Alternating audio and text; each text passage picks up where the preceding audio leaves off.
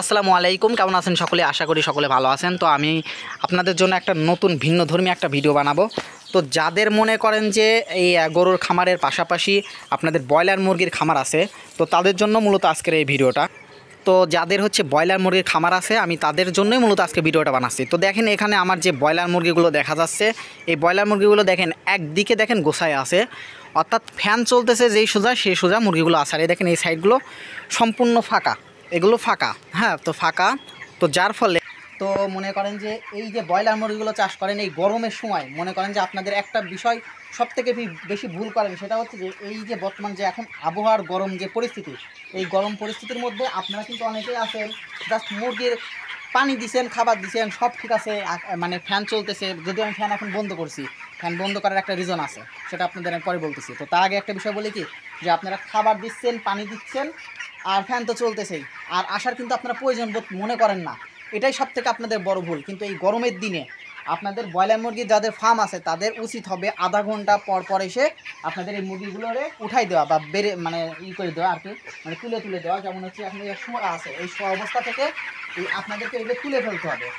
তো এই তুলে দিলে পরে হবে কি, সাথে কিন্তু ফ্যানটা অফ রাখতে হবে। সাথে ফ্যান অফ করে রাখলে কী হবে, আপনার মুরগিগুলোর মানে গায়ে গরম লাগবে, তখন এরা আপনি সহজে মানে দৌড়ানি দিলে ওরা উঠে পড়বে এবং হচ্ছে পানিটা খাবে।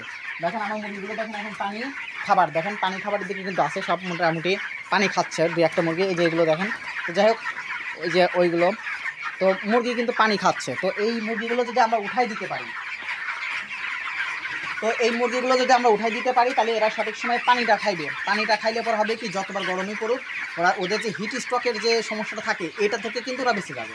তো এই হিট স্ট্রোক থেকে বাঁচানোর জন্য আপনাদের উচিত হবে অন্তত আধা ঘন্টা পর পর এসে একবার ফ্যান অফ করে দিয়ে মুরগিগুলোকে সব একদম উঠাই দেওয়া।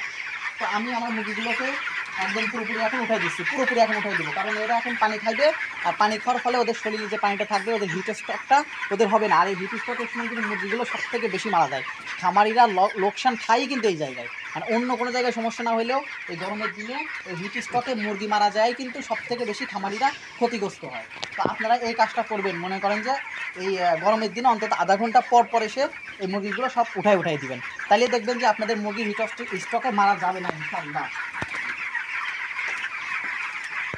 তো নিয়মিত তো দেখেন আমার মুরগিগুলো কিন্তু দেখেন খাবার খাচ্ছে, পানি খাচ্ছে, দেখেন এই দুইটাতেই দেখেন, তাকায় দেখেন, মানে মোটামুটি আর কি ওরা হচ্ছে দেখেন খাবারগুলো কিন্তু খাবে, মানে যত তুলে দিবেন খাবার এবং পানি দুইটাই কিন্তু ওরা পর্যাপ্ত পরিমাণে খাবে আর কি, অর্থাৎ ওদের প্রয়োজন মতো ওরা উঠবে এবং খাবে। আর যদি ওদেরকে উঠাই না দেওয়া হয় তাইলে হয় কি, যে মনে করেন যে ওই শুয়ে আছে তো শুয়েই আছে, মানে ওদের যে পানির পিপাসা লাগছে, ওরা যে হিট স্ট্রোক করবে, ওরা তো আর এটা বুঝবে না। ওরা না বোঝার কারণে একটা সময় ওরা স্ট্রোক করবে এবং মারা যাবে। তো আপনাদের উচিত হবে সবসময় খামারি ভাইরা আপনাদের মুরগিগুলোকে দ্রুত উঠাই দিবেন, সবসময় আধা ঘন্টার মধ্যে একবার করে হলে উঠাই দিবেন। ধন্যবাদ সবাইকে, আসসালামু আলাইকুম।